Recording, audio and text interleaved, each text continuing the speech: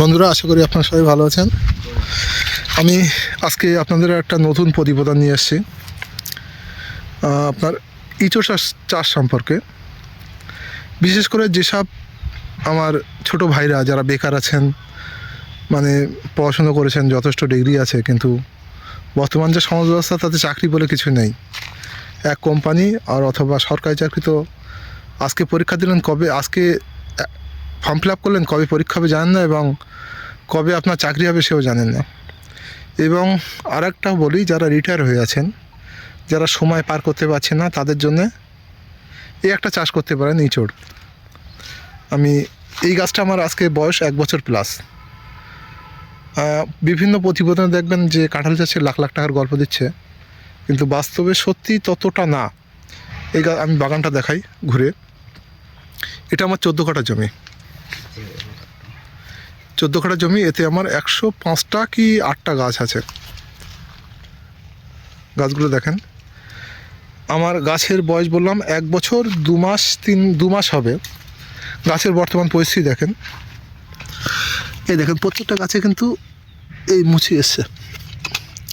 কিন্তু একটা জিনিস খেয়াল রাখবেন, 1 বছর গাছে কিন্তু ফলের আহামরি আশা বা করা যায় না।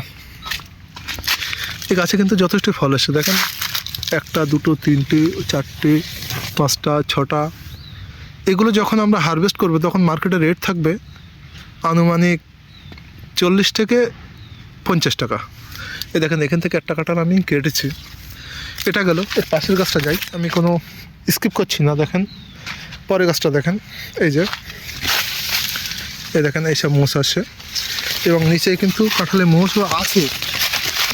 এই দেখেন, এই কাঁঠাল আছে। এই দেখেন, ওইসব কাঁঠাল আছে। এখানে আমার একটা গাছের নিড়ানোর জন্য একটা নিড়ন ছাড়া আছে, কেউ যাতে না নিতে পারে। এবারে বলি বন্ধুরা, যারা চাষ করবেন, কিছু কিছু সমস্যা আছে। একটা হচ্ছে এমন একটা জায়গা সিলেক্ট করবেন যে জায়গায় যেন চোরের উৎপাত কম হয়। কারণ আমি যেগুলো সম্মুখীন হচ্ছি, একদম যেটা বাস্তবের উপর তুলে ধরছি সেটা বলছি। দেখেন, একটা কাঁঠাল ঝরে পড়ে গেছে। এটা ফাঙ্গাস জাতীয়, কারণ এখান থেকে ফাঙ্গাস লেগে পড়ে গেছে। এই দেখেন, এই কাঁঠালের মোষ ওই কাঁঠাল মাটিতে শুয়ে আছে। মোটামুটি পরপর ডাইনি বাই আপনার যে গাছটা যাব, দেখেন এটা ডাইনে গেলাম, বাঁ দিকের গাছটা দেখেন। এই দেখেন, এই মোষ এসছে। এবার সমস্যা বলি, প্রথম হচ্ছে এঁচড় মোটামুটি লোকে বলে 12 মাস, কিন্তু 12 মাস না।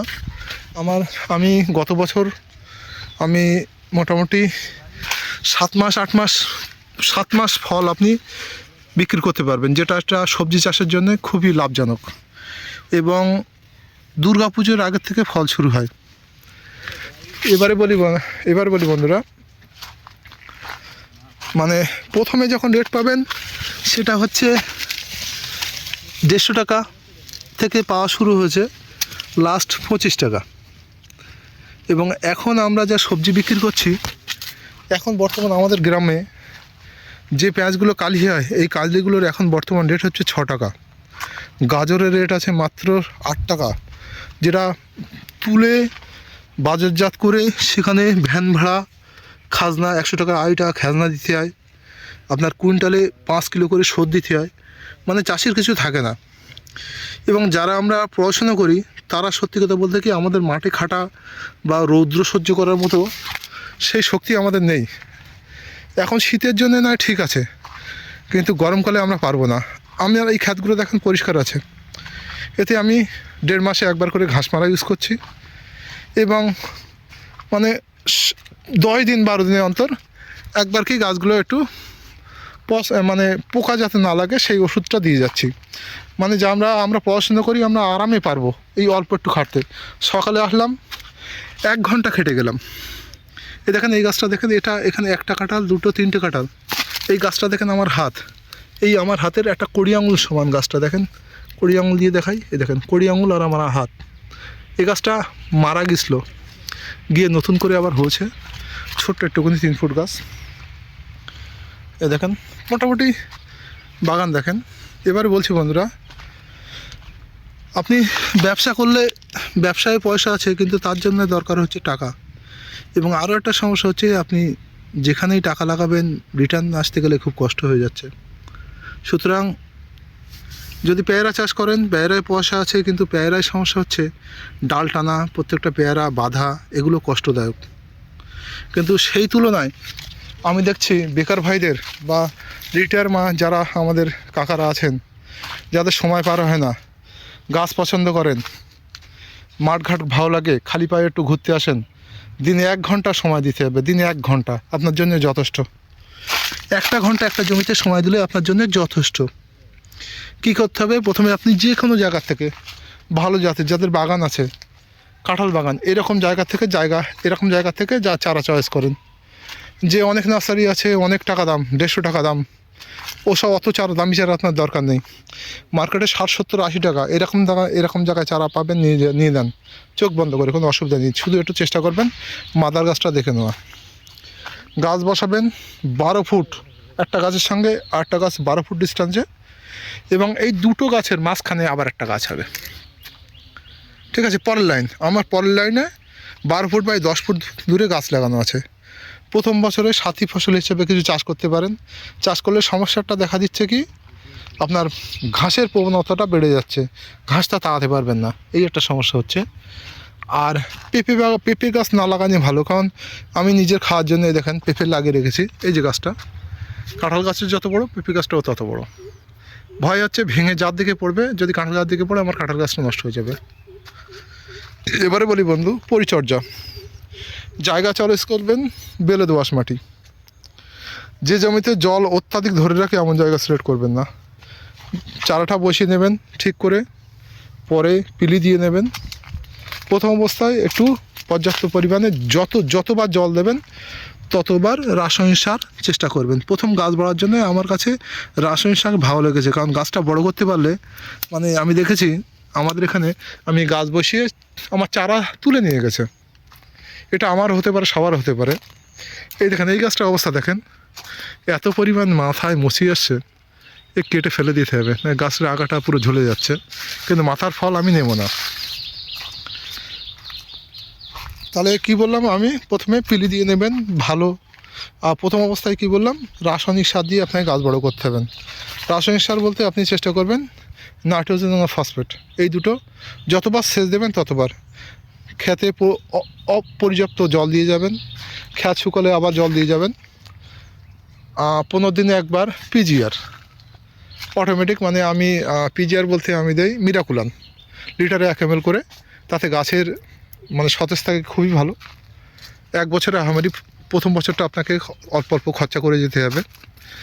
দ্বিতীয় বছরে আপনি একটা ভালো টাকা পয়সা পাবেন, যে পয়সাটায় আপনাকে জমির কিছুটা খরচ তুলে দেবে, কিন্তু সেটা আপনার লাভ্যাংশের দিকে যাবে না। চারার দাম, মানে জমিতে যেটা খরচা করছেন, তেল পয়জনের দাম উঠবে। দ্বিতীয় বছরে আপনি পাচ্ছেন, তৃতীয় বছরে কিন্তু আপনি ভালো ফল পাবেন। আপনার টোটাল খরচ দিয়ে আপনার ভালো একটা লাভ্যাংশ দেবে।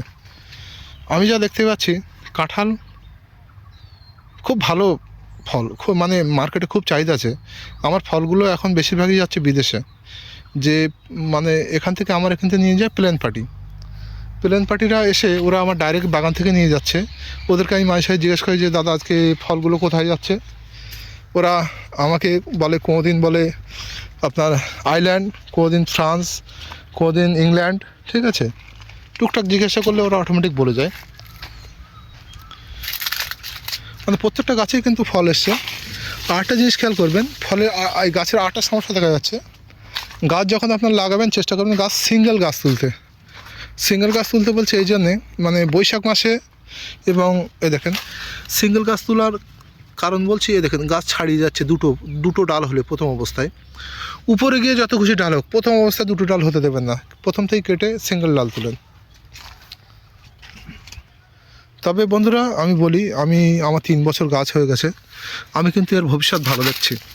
আমি আমার বাবার কাছ থেকে যে জমিগুলো অবহেলিত জমি, যেগুলো আশেপাশে চাষ হচ্ছে না, অন্য লোকে বাগান লাগিয়ে ফেলেছে, এমন জমি সিলেক্ট করে আমি সেই জমিগুলো সিলেক্ট করছি। আমি কিন্তু চাষির ছেলে নই, আমার বাবা চাষ করে না, ঠিক আছে? বাবা বিজনেসম্যান। আমি এই জমিগুলো, মানে এরকম অবস্থা, না কেউ লিজ নিচ্ছে, না কেউ ভাগে নিচ্ছে, এরকম জমি সিলেক্ট করে আমি সেগুলোকে বাগান লাগাচ্ছি।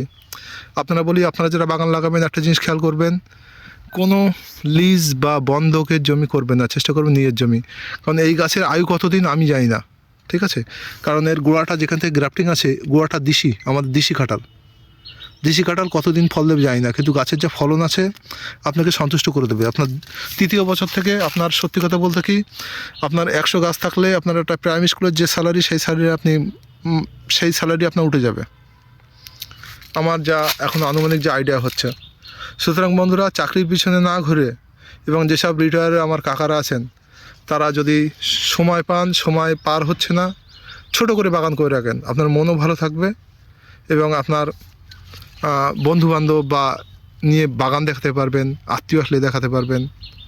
ঠিক আছে বন্ধুরা, এই পর্যন্তই, তাই রাখছি, বাই।